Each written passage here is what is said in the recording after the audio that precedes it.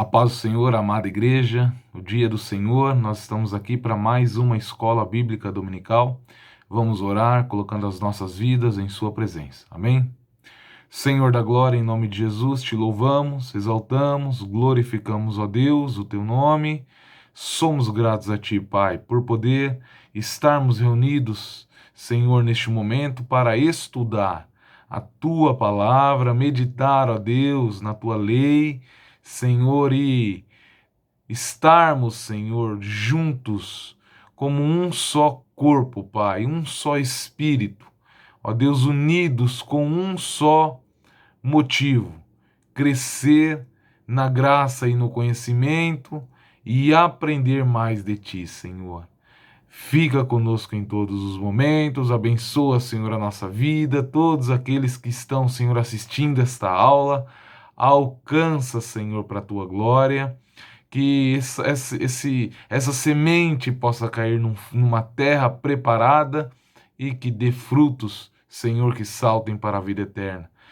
Deus, não permita que a nossa vida seja infrutífera, que possamos, Senhor, ó Deus, ter sempre o nosso coração disposto para colocar em prática aquilo que temos aprendido. Repreendemos todo mal, Senhor, toda obra do maligno, em nome de Jesus Cristo. Fica conosco, Pai, nós precisamos de Ti, em nome de Jesus e para a Tua glória. Amém, Senhor. Glória a Deus, irmãos. Então nós vamos continuar a aula que iniciamos no último domingo. Estamos falando sobre o pecado. Não é, né, um assunto muito popular, mas extremamente necessário. Hoje nós falaremos sobre o tópico 2, que tratará a malignidade do pecado. Então, tópico 2 do assunto, a malignidade do pecado. Dentro do tópico 2, nós temos o subtópico 2.1, que é a natureza essencial do pecado. Então, subtópico 2.1, a natureza essencial do pecado. Irmãos, por que é necessário, né? Nós falamos já na última aula e vamos reforçar hoje, por que é necessário nós falarmos a respeito desse assunto? Bom, se nós usarmos uma figura bastante simples para que todos entendam, um médico ele precisa saber não só o poder do remédio que ele aplica, que ele usa, né, ou do tratamento indicado a um paciente, senão também a profundidade e a extensão da enfermidade que ele tem tratado. Como paciente, também um bom paciente sempre tenta conhecer a sua enfermidade e também quais são os efeitos dessa enfermidade no corpo, e a partir daí ele se torna mais diligente no seu tratamento. Em relação ao pecado é mais ou menos assim, irmãos. Para que nós possamos compreender essa tão grande salvação que lemos na última aula, lá em Hebreus, para que possamos entender a magnitude dessa tão grande salvação, dessa cura realizada pelo Senhor na nossa vida, é importante que nós entendamos a profundidade da nossa doença, né? E daí nós falaremos a respeito do pecado, continuaremos falando, embora, como disse, não seja um assunto muito popular, porque isso não agrada a alma humana. Duas grandes doutrinas bíblicas caminham juntas: pecado e redenção. Sem o pecado não haveria necessidade de redenção e, consequentemente, não teríamos tido, né, esse testemunho maravilhoso da graça manifestada através de Cristo Jesus, morrendo na cruz por mim e por você. Nós vamos abrir a palavra do Senhor em Romanos 5,18. Romanos 5,18. Amém? Vamos ler? Romanos 5,18. Pois assim como por uma só ofensa veio o juízo sobre todos os homens, para a condenação, assim também por um só ato de justiça veio a graça sobre todos os homens, para a justificação da vida. Porque como pela desobediência de um só homem muitos foram feitos pecadores, assim pela obediência de um, muitos serão feitos justos. Então, irmãos, o que acontece? Né? Onde o pecado e o seu efeito é minimizado, a redenção é automaticamente empobrecida, visto que sua necessidade é diminuída. Por isso é essa importância de conhecer a extensão do pecado. Se eu diminuo a importância, né, e a malignidade e de alguma forma a proporção do pecado, eu empobreço essa obra maravilhosa realizada na cruz. E isso é um dos principais métodos de Satanás dentro da apostasia contemporânea. Dentro desse aspecto, nós vemos que as igrejas não falam mais a respeito do pecado. É um assunto pouco comentado. E é uma estratégia do diabo, porque quando se fala pouco do pecado, pouco valor se dá para a obra realizada por Cristo.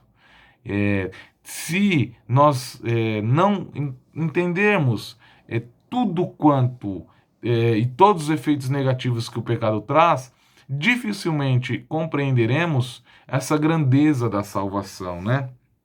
E essa é uma obra do inimigo, uma obra do diabo. A tentativa dele é empobrecer essa grandeza, embora não consiga. Dentre todas as definições que os teólogos aplicam em relação ao pecado, irmãos, dentre todas as definições, nós precisamos escolher uma, e ninguém melhor para definir o que é o pecado senão Deus. Então, o que seria o pecado, né? De acordo com o próprio Deus? Nós vamos abrir Isaías 1:18. Isaías 1:18. Diz assim: Vinde então e argui-me, diz o Senhor, ou argui-me, diz o Senhor. Ainda que os vossos pecados sejam como a escarlata, eles se tornarão brancos como a neve. Ainda que sejam vermelhos como o carmesim, se tornarão como a branca lã. Vou repetir. Vinde então e argui-me, diz o Senhor. Ainda que os vossos pecados sejam como a escarlata, eles se tornarão brancos como a neve. Ainda que sejam vermelhos como o carmesim, se tornarão brancos como a lã. Então aqui o Senhor, ele fala a respeito de duas posições contrárias.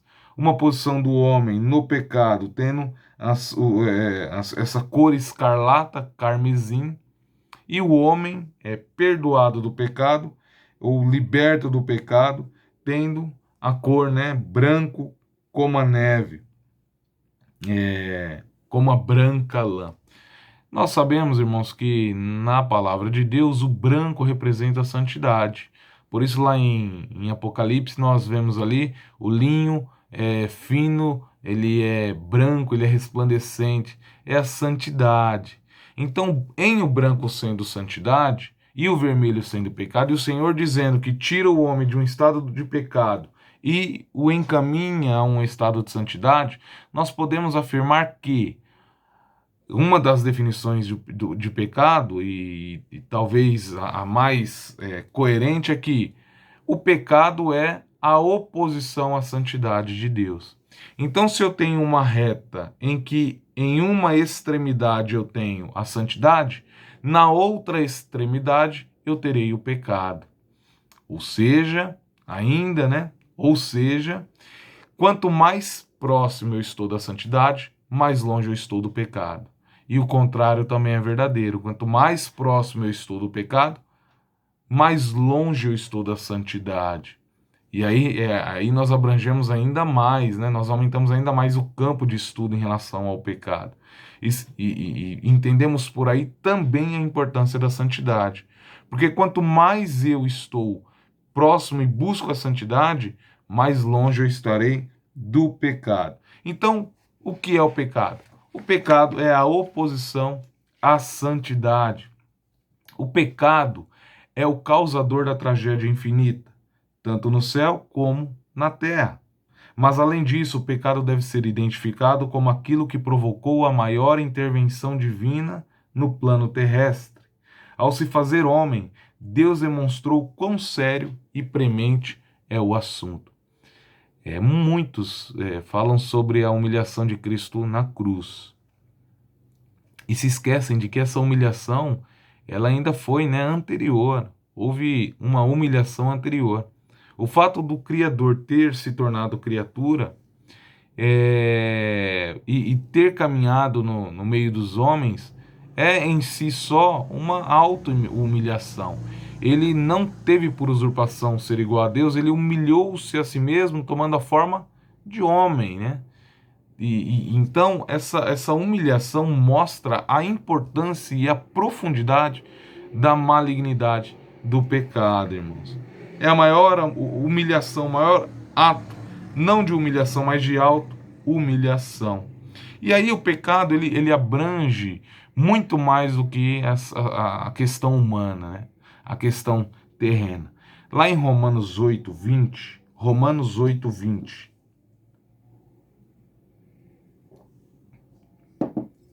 o que diz? Porque a criação ficou sujeita à vaidade, não por sua vontade, mas por causa do que a sujeitou, na esperança de que também a mesma criatura será liberta da servidão da corrupção, para a liberdade da glória dos filhos de Deus. Porque sabemos que toda a criação geme e está juntamente com dores de parto até agora. Vamos repetir, irmãos, a leitura? Porque a criação ficou sujeita, no 20, porque a criação ficou sujeita não por sua vontade, mas por causa do que a sujeitou, na esperança de que também a mesma criatura será liberta da servidão da corrupção, para a liberdade da glória dos filhos de Deus. Porque sabemos que toda a criação geme e está juntamente com dores de parto até agora. Então isso aí é um aspecto importantíssimo e em relação à profundidade, à extensão e o alcance do pecado, penetrando não só no que diz respeito ao homem, mas no que diz respeito a toda a criação. Lá em Hebreus 9:22, diz assim: E quase todas as coisas, segundo a lei, se purificam com sangue, e sem derramamento de sangue não há remissão. De sorte que era bem necessário que as figuras das coisas que estão no céu assim se purificassem. Aí ele está falando da terra. As coisas que têm a figura das que estão no céu se purificassem, fossem purificadas. Mas aí ele diz, irmãos, na continuidade, na continuação do texto: mas as próprias coisas celestiais com sacrifícios melhores do que esses. Então, vejamos. O pecado não teve uma extensão e uma profundidade, um alcance apenas terreno. Ele penetrou também as esferas celestiais, né? Jó 15:14. Jó 15, versículo 14. Que é o homem para que seja puro, e o que nasce da mulher para que fique justo? Eis que nos seus santos não confiaria. Então aí é terra, né? Aspecto terreno. Só que ele diz assim: e nem os céus são puros aos seus olhos. Então nós vemos esse efeito mal penetrando tanto na realidade terrena quanto na realidade celestial. Como lemos, o problema que o pecado cria é mais do que um mero conflito entre o bem e o mal na conduta humana. Ele envolve questões atemporais e imensuráveis no conflito entre a santidade, que é a substância do caráter de Deus, e tudo que é oposto a ela. O problema contempla mais do que a perda ou o dano daquele que peca. Ele se intromete na esfera dos direitos divinos, que pelo direito de propriedade do Criador são investidos na criatura de suas mãos. Então, resumindo, o pecado, ele causou o distanciamento entre Criador e criatura. Problema, né? Isso por si só seria um problema. Mas temos algo mais grave ainda. Por quê? Porque isso, de alguma forma, afetou o direito que o Criador tem sobre a criatura. O direito, enquanto proprietário, enquanto, né, Senhor e Criador, ele, de alguma forma, não pôde usufruir disso durante um determinado período de tempo. E isso foi causado pelo pecado. E por que ele não pôde? Simplesmente porque, como falamos na última aula, o Senhor não se comunica, né? Ele não se relaciona com o mal. Então, o mal entrando no mundo, o pecado entrando no mundo, causou a separação entre Criador e criatura, no que diz respeito a esse relacionamento. Isso é muito grave, irmãos, porque, como lemos, isso aqui violenta o direito de propriedade do Criador em relação à criatura que é obra das suas mãos. Então, ele não pode compactuar com o mal, como nós lemos na última aula, sabemos que Deus é luz e não há nele trevas nenhuma, né? Não há nele treva nenhuma. Então, ele não pode se relacionar. E o pecado vem aí, então, causando esse distanciamento. Pelo seu caráter santo, o Criador vê sua criatura ser distanciada de sua presença, pela presença do mal. Ou seja, a presença do mal na vida do homem faz com que o Criador veja essa criatura sendo distanciada da presença divina. Ainda que isso aconteça de maneira que a soberania de Deus não seja atingida, uma vez que em nenhum momento ele perdeu o controle também no que diz respeito a esse aspecto, ainda assim fica caracterizada uma ruptura do que deveria ser natural, ou seja, o relacionamento que o Senhor deseja ter com a criatura. E além disso, o equilíbrio no que concerne a criatura fica comprometido. Deus não sofre dano algum por isso. Deus não sofre quando o homem peca, como nós vemos lá em Jó 22. Se o homem errar, Deus sofre algum dano, irmãos? Não. E se o homem acertar, Deus ganha alguma coisa? Também não. Por isso, lá diz que o prudente a si mesmo será proveitoso, né? Aquele que obedece, a si mesmo será proveitoso. Então, Deus não sofre dano algum com o pecado do homem, mas Deus se compadece do homem que, uma vez tendo sido criado para relacionar-se com Deus, se vê impedido por conta do mal ou da malignidade do pecado em sua vida. Então, a essência do pecado, ela é terrível, porque ela penetra a eternidade, ela penetra em regiões celestiais e ela causou um grande estrago. Como nós lemos, o pecado é o causador da tragédia infinita. Que tragédia? Alguém poderia dizer, a morte de Cristo na cruz. Não, irmãos. A tragédia infinita é a separação do Criador em relação à sua criatura. Como nós vemos na cruz, né? O momento em que houve trevas e o Senhor, quando o Senhor expirou, houve trevas, terremoto, o sol negou a sua luz. Foi o momento em que, pelo pecado que Cristo carregava da humanidade, houve uma ruptura do relacionamento dele com o Pai. Por isso, né, a natureza entrou podemos dizer que em colapso, porque Cristo, em sendo a palavra, ele é o sustentador, né? Como vemos lá em Hebreus 1:3, ele sustenta todas as coisas pela palavra do seu poder. A palavra é Cristo. Então, naquele momento, a natureza entrou, não em caos, mas entrou num período confuso, porque o sustentador, né, o manutentor do universo, não poderia exercer enquanto estava com os nossos pecados sendo levados ali na cruz. Então, ali foi uma verdadeira tragédia, esse distanciamento que foi o verdadeiro sofrimento de Cristo, esse período em que, como ele diz, Eli, Eli, lema sabachthani, Deus meu, por que me desamparaste? Essa foi a grande aflição de Cristo em relação àquele momento. Então, só para os irmãos entenderem, poderíamos falar mais sobre a essência maligna do pecado, mas é isso aí, irmãos.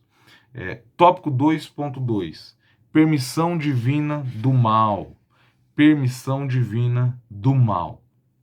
Os termos mal e pecado representam ideias um tanto diferentes.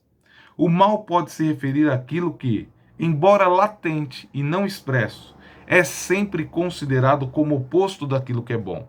Então, o mal é o oposto do que é bom. Os irmãos sabem, isso é óbvio. Enquanto que o pecado é aquilo que é concreto e ativamente oposto ao caráter de Deus. O que nós escrevemos aqui, irmãos? Aquilo que aos olhos humanos é bom, nem sempre não é pecado. E aquilo que aos olhos humanos é mal, nem sempre é pecado. Nós precisamos sair desse critério, né, definido por homens ou por nós mesmos em relação ao que é pecado e o que não é pecado. O pecado, ele tem que ser definido de acordo com o padrão estabelecido pelo próprio Deus. Então, se nós pegarmos, por exemplo, Êxodo 20, lá nos 10 mandamentos, o Senhor diz que o homicídio é pecado. E o homem homicida é um pecador. Agora, quando o povo está para entrar em Canaã, o Senhor diz que eles deveriam exterminar todo o povo que morava ali. E aí eu pergunto a você, que está me ouvindo, no momento em que ele mandou exterminar o povo, a desobediência não foi, né? O pecado não foi matar o povo que ele havia mandado matar.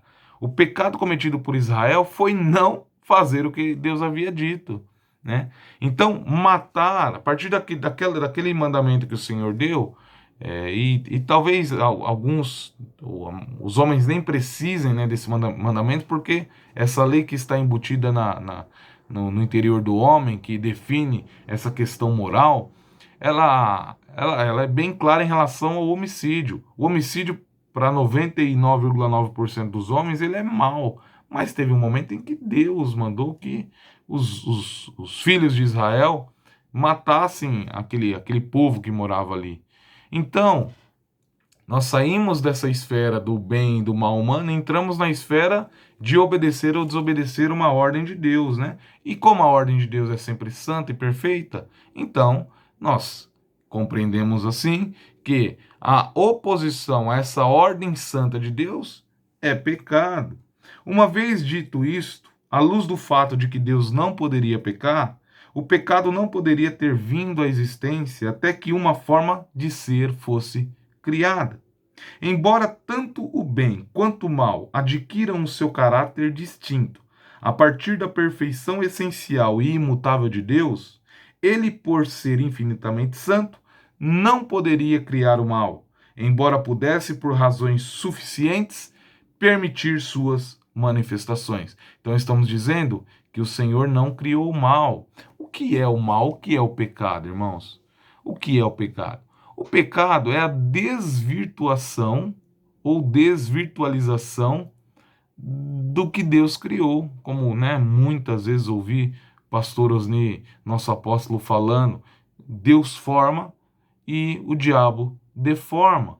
Então, o mal não foi criado por Deus. Tudo que Deus criou é perfeitamente bom, é santo, é perfeito. Nele não há treva alguma. Ele não criou o mal. O mal é a deturpação, é a desvirtualização do bem criado por Deus. Então, alguns textos que mostram que não há esse relacionamento entre Deus e o mal. Por exemplo, João 14:30. João 14:30. Já não falarei muito convosco, porque se aproxima o príncipe desse mundo e nada tem em mim. Jesus está falando. Se aproxima o príncipe deste mundo, é o diabo, e nada tem em mim. Eu e ele não temos nenhum tipo de relacionamento. Agora, Abacuque 1:13. Abacuque 1:13. Tu és tão puro de olhos que não podes ver o mal, e a vexação não podes contemplar. Por que, pois, olhas para os que procedem aleivosamente e te calas quando o ímpio devora aquele que é mais justo do que ele? Mas a parte A do versículo. Tu és tão puro de olhos que não podes ver o mal, e a vexação não podes contemplar. A presença do pecado no universo é, sem dúvida alguma, devido ao fato de que Deus o permite. Ele deve servir para algum propósito justificável, não atingível de outro modo, ainda que a mente humana tenha dificuldade em compreender. Almas devotas continuarão a crer que, embora nenhuma manifestação do pecado seja possível fora da vontade permissiva de Deus, ele é em si mesmo sempre isento de qualquer cumplicidade com o mal, que ele mesmo permite. Então, embora Deus permita a presença do mal no universo, ele não se torna cúmplice. E em nenhum momento e de forma alguma ele é responsável por essa presença do pecado na vida humana e por essa manifestação na vida humana. Tiago 1,13 deixa isso bem claro, irmãos. Tiago 1,13. Ninguém sendo tentado diga, de Deus sou tentado, porque Deus não pode ser tentado pelo mal e a ninguém tenta. Então Deus não pode ser tentado pelo mal e a ninguém tenta. Quando argumentou com Jeová a respeito de Jó, Satanás reconheceu a permissão soberana de Deus com respeito ao mal e disse, mas lá no 1.11 de Jó, irmãos, lá no 1.11, então reconhecendo a soberania, a permissão soberana de Deus, ele diz assim, mas estende agora a tua mão e toca-lhe em tudo quanto tem, e ele blasfemará de ti na tua face. Que é Satanás interpelando a Deus, né? Falando a Deus, indagando a Deus, questionando a Deus, mas confessando que existe um limite dessa ação maligna estabelecida pelo próprio Deus. Como resposta a esse desafio, Jeová disse a Satanás, eis que tudo o que ele tem está em teu poder. Somente contra ele não estendas a tua mão, que está no versículo 12. Assim, debaixo de restrições soberanas, Jó passou das mãos de Deus para as mãos de Satanás. Mas quando a calamidade veio à vida de Jó, Jeová repudiou qualquer responsabilidade pelo mal. Então, quando aconteceu aquela calamidade terrível, o Senhor deixou claro que ele não foi o causador daquilo. Ele não foi a fonte geradora do mal, né? Dessa presença do mal na vida de Jó. Porque ele diz assim, lá no capítulo 2, versículo 3, o Senhor dizendo, ele ainda retém a sua integridade, embora me incitasses contra ele para o consumir sem causa. Então vejam que ele coloca essa responsabilidade no inimigo, né? no diabo. Deus não é surpreendido pelos desastres inesperados com relação aos seus santos propósitos, nem procura resgatar alguma coisa de um naufrágio previsto. Então, o Senhor não está lutando para que ele não sofra uma derrota, nem tentando, irmãos, consertar algo que deu errado. Né? Mesmo o plano da redenção não é Deus tentando consertar algo que deu errado. Porque tanto a entrada do pecado no universo quanto a redenção já estavam na mente do Senhor na eternidade e foram permitidas por Ele, se não dizer em relação à remissão, né, a redenção do homem, planejadas por Ele. Então Ele não está tentando resolver um problema que surgiu ao longo da sua trajetória. Há um mal imensurável no mundo. E embora isso tenha a permissão de Deus, reitera-se que, de algum modo, em algum lugar o mal cumpre uma parte necessária do propósito supremo de Deus que, com certeza absoluta, realizará os seus objetivos que são infinitamente perfeitos. Então a presença do mal no mundo, sendo permitida por Deus, nós cremos que não há uma outra possibilidade senão que esse pecado, essa malignidade, no final cumprirá um propósito estabelecido por Deus e um propósito perfeito, né? Dentro de tudo isso que Ele permite. Mas mesmo assim, nós voltamos a afirmar que Deus não é o criador do pecado, irmãos, o criador do mal. Então, alguns aspectos que reforçam a compreensão da permissão divina do pecado. Alguns aspectos que reforçam a compreensão divina da permissão do pecado. Primeiro aspecto, o reconhecimento divino da livre escolha da criatura. O reconhecimento divino da livre escolha da criatura. Então, em Jó 1, 8, 9 e 10, Jó 1, 8, diz assim, e disse o Senhor a Satanás, observaste tu a meu servo Jó? Porque ninguém é na terra semelhante a ele, homem sincero e reto e temente a Deus e desviando-se do mal. Então respondeu Satanás ao Senhor e disse: porventura teme Jó a Deus debalde? Porventura não o cercaste tu de bens a ele e a sua casa, e a tudo quanto tem, a obra das suas mãos abençoaste, e o seu gado está aumentado na terra.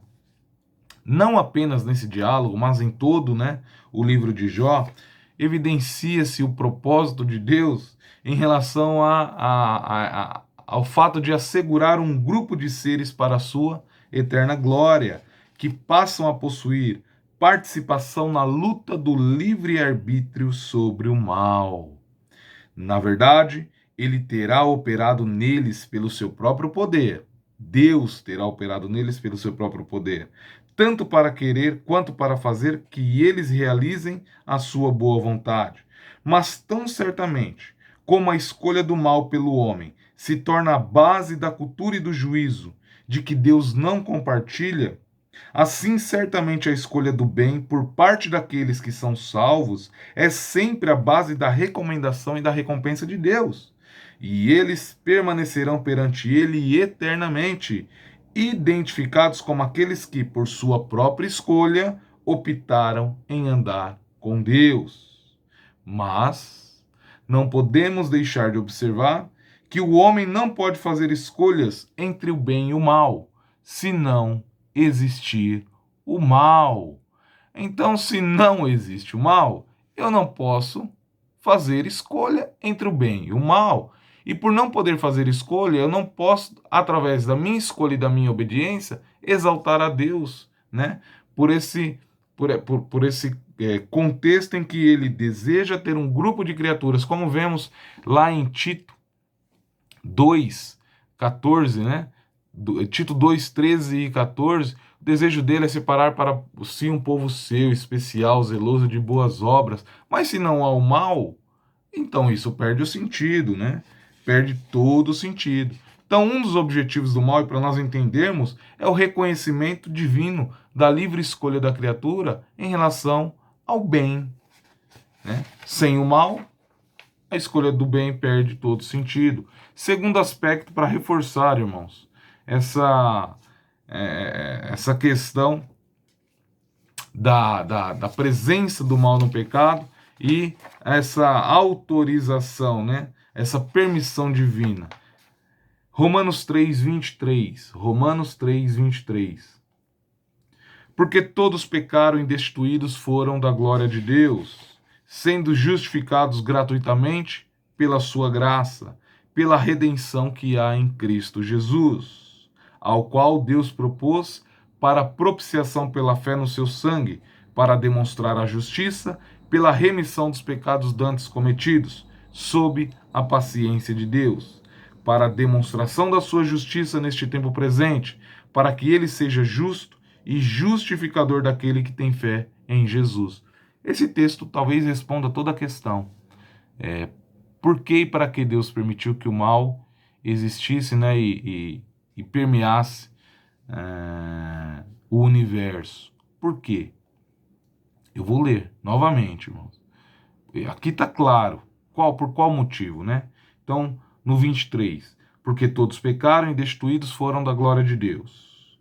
24, sendo justificados gratuitamente pela sua graça, pela redenção que há em Cristo Jesus, ao qual Deus propôs para propiciação pela fé no seu sangue. Então foi próprio Deus quem propôs, para propiciação pela fé no seu sangue, para demonstrar a justiça pela remissão dos pecados dantes cometidos sob a paciência de Deus. Então aqui nós já vemos que um dos motivos é demonstrar a justiça pela remissão dos pecados.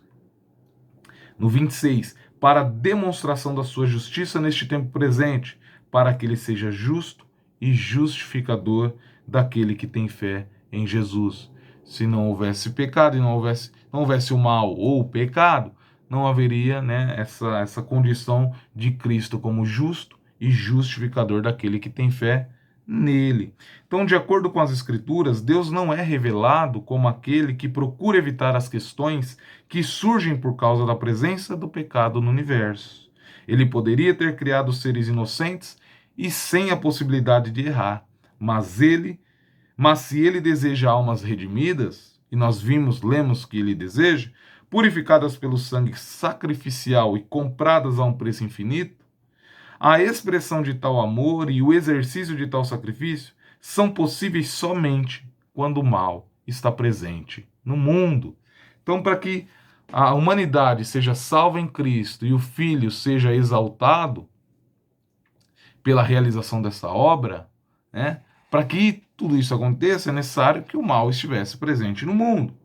Terceiro aspecto, a instrução dos anjos. Terceiro aspecto, a instrução dos anjos. Efésios 3:10. Efésios 3:10.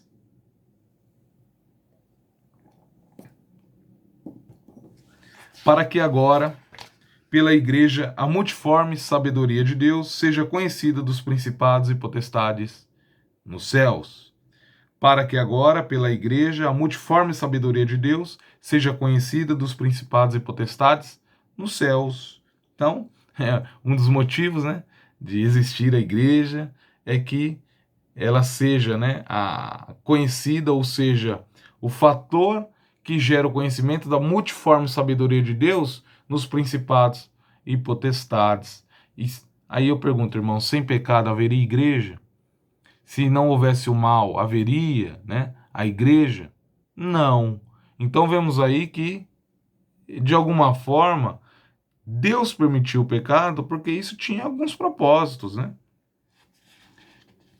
1 Pedro 1, eu vou ler na Bíblia judaica completa, amém? 1 Pedro 1, 1, 1 Pedro 1, 12. Desculpa, irmãos. 1 Pedro 1, 12. Foi-lhes revelado que seu ministério, enquanto falavam a respeito desses assuntos, não era para benefício próprio, mas para o benefício de vocês. E essas mesmas coisas lhes foram agora anunciadas por aqueles que comunicaram as boas novas, por intermédio do Espírito Santo enviado do céu. Aí ele diz assim: até mesmo os anjos desejam observá-las. E numa versão diz que os anjos desejam perscrutar esse relacionamento entre o Criador e a alma redimida. Eles desejam perscrutar. Perscrutar é olhar por dentro, é visualizar algo por dentro. Então é possível concluir que os anjos observam os homens sobre a terra e aprendem fatos importantes através da presente experiência dos seres humanos.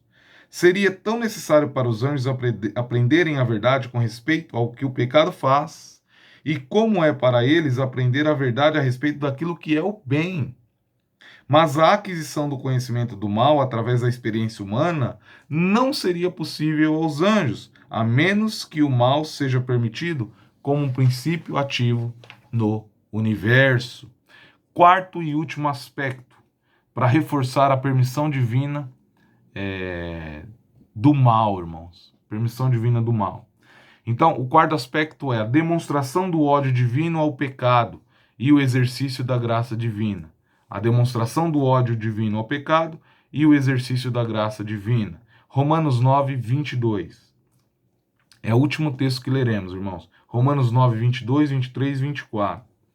Diz assim: e que direi se Deus, querendo demonstrar a sua justiça e dar a conhecer o seu poder, suportou com muita paciência os vasos da ira preparados para a perdição, para que também desse a conhecer as riquezas da sua glória nos vasos de misericórdia, que para a glória já dantes preparou, os quais somos nós, a quem também chamou não só dentre os judeus, mas também entre os gentios.